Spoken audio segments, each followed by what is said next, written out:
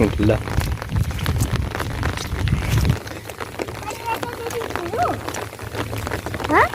उता जाऊ अझै जाउँ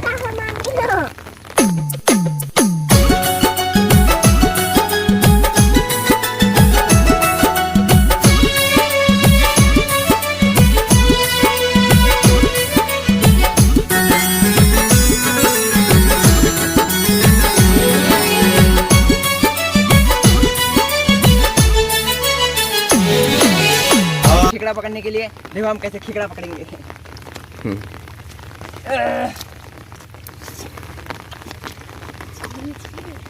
इसमें तो नहीं होगा मुझे,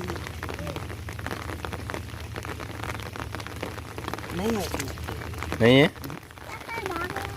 पकड़ो वो पकड़ ले रहा है, उंगली पकड़ ले रहा है। तो उसको पकड़ लेना जल्दी से, जल्दी हाथ घुसाओ।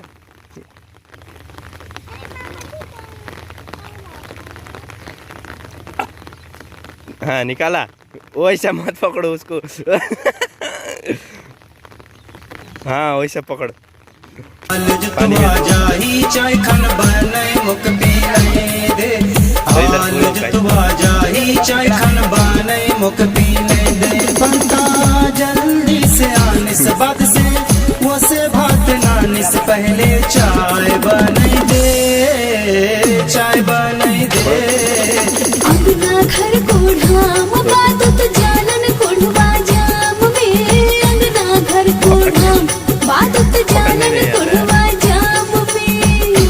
कद में जालन कोढ़े गानी कद खुन भात में नानम भातुत तेरी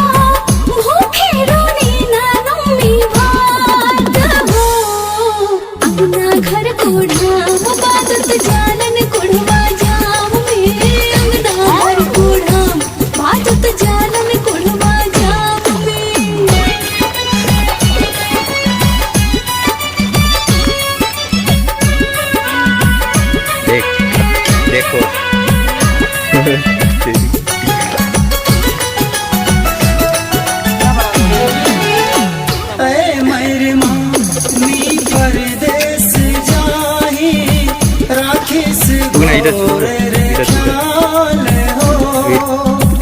ऐ मेरी माँ मी परदेस जाई राखिस घोर रे ख्याल हो आय मरबा तीते परदेस जाहिस करने के काटूं पूरा साल हो छोड़ देनी आय मरबा तीते परदेस जाहिस करने के काटूं पूरा साल हो हिम्मत राखिस छुअलक देखिस हिम्मत राखिस छुअलक देखिस काने ना काटिस दिन रात हो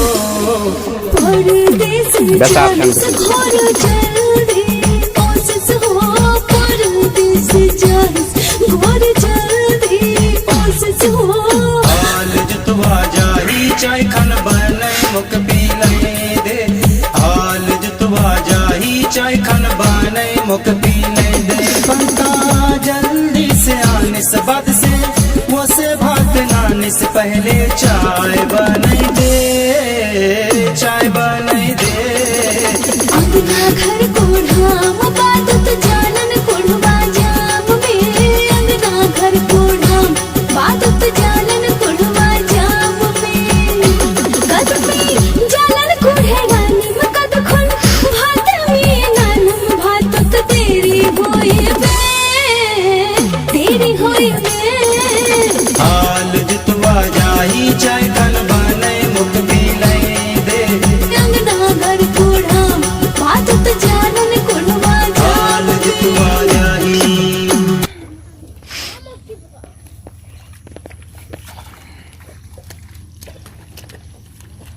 साइलेंट आई छोड़ दी बोली यानी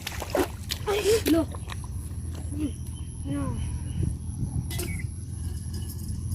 पकड़ लिया था काट लिया बहुत बड़ा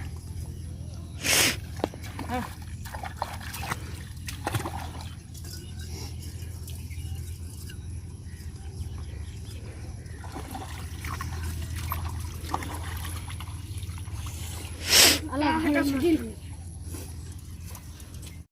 उसका चिप लो मां